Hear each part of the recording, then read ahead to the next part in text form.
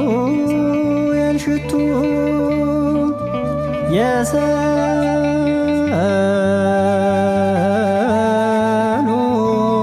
የሰሎሞን አክሊል የሴት ቸርነቱ ፋራን የምትባይ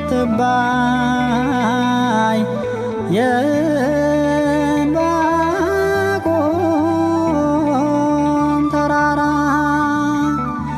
መሸሸጊያ እኮ ነሽ ድንግል